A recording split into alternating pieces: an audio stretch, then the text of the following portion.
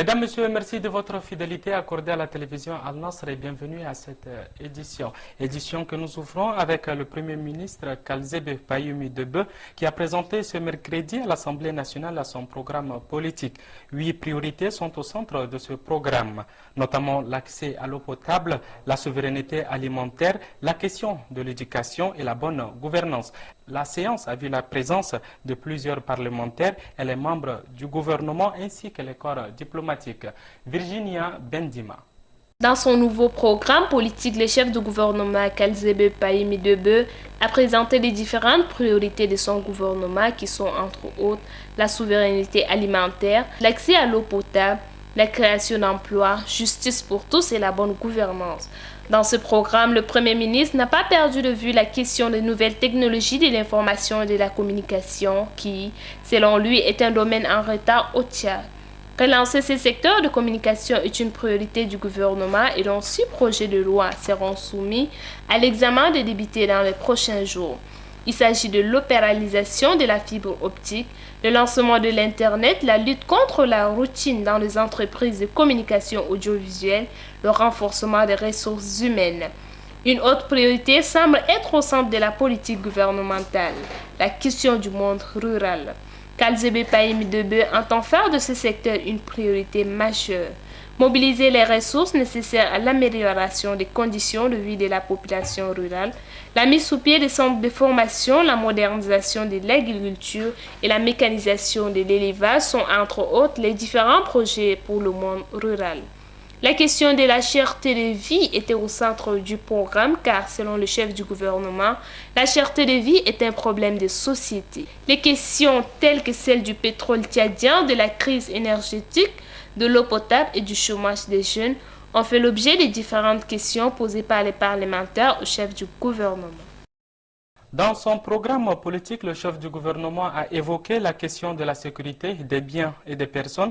Il a relevé par ailleurs que la sécurité est au centre d'intérêt de la politique gouvernementale. L'ensemble du territoire tchadien doit être sécurisé, a-t-il déclaré. Suivons un extrait de sa présentation.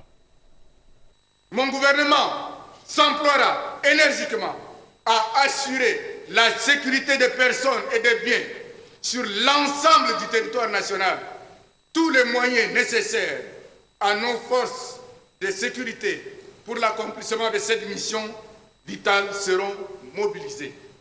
À ce titre, 2000 lauréats de l'école de police seront intégrés dans un bref délai pour renforcer les effectifs de la police nationale. Les investissements prévus pour les forces de sécurité seront achevés et la réalisation d'autres investissements en leur faveur programmés. Comme partout au Tchad, la journée de la liberté et de la démocratie est célébrée. Bitkin, chef-lieu du département d'Aptouyour, n'est pas du reste. En effet, la place publique de la ville a abrité ce jour un grand défilé marquant cette 23e édition de la journée de la liberté et de la démocratie. Suivons ce reportage. Cérémonie présidée par le préfet du département d'Aptouyour, Sadiq Mohamed Iga, a vu la participation des autorités administratives, civiles et militaires. La population était aussi au rendez-vous. La place publique a été prise d'assaut en cette matinée de la date d'anniversaire de la démocratie et de la liberté au Tchad.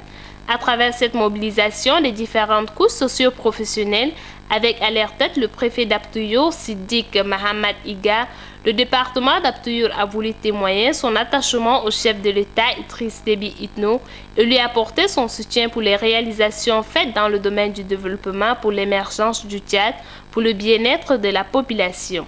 Les différentes délégations départementales, quartiers, établissements d'enseignement public et privé ont défilé à tour de rôle pour la commémoration de cette journée historique.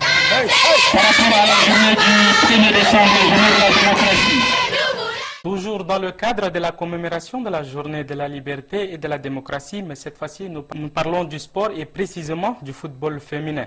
En effet, le maire de la commune du 5e arrondissement de N'Djamena, Mohamed Saleh Moussa, a organisé un match qui a opposé l'équipe de FC Baoba à celle de Assa Ngo. Le match a eu lieu au terrain Zenbada. FC Baoba a remporté le match qui s'est joué ce mardi par 1-0. Reportage Mohamed Assougi. Après les coups d'envoi par le maire de la commune du 5e arrondissement, Mohamed Salim Moussa, l'on assiste au début du match. Les deux équipes ont tenté de marquer le but à maintes reprises, mais aucune d'entre elles n'a pu ouvrir les scores jusqu'à la mi-temps.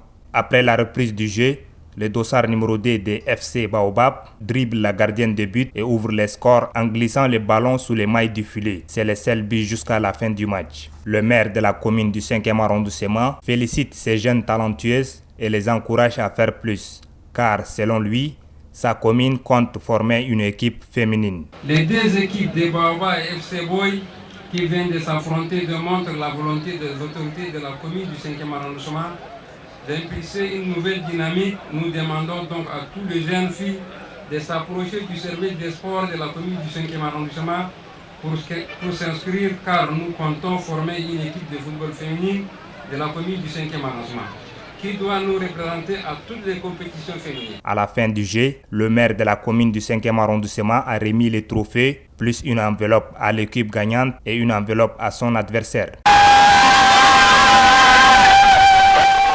À présent, la lecture d'un communiqué de l'ambassade des États-Unis à N'Djamena relative au message du président Obama au peuple centrafricain.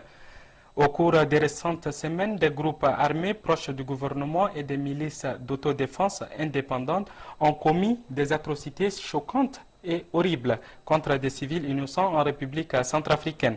Les États-Unis soutiennent activement les efforts de la communauté internationale visant à mettre fin à la violence, à protéger les civils, à empêcher les atrocités, à fournir d'assistance humanitaire et à soutenir la mise en place d'un environnement qui promeut au retour à un gouvernement constitutionnel et démocratique. Toujours selon le communiqué, dans un enregistrement audio effectué à Dakar au Sénégal, le président Obama a envoyé un message important et clair au peuple centrafricain dans lequel il les exhorte à rejeter la violence qui menace actuellement leur pays et à améliorer et à se mobiliser ensemble pour un avenir fait de sécurité et de paix. Mesdames, Messieurs, c'est ainsi que s'achève ce journal. Merci de l'avoir suivi. Restez en compagnie des programmes de la télévision Al Nasr. Au revoir.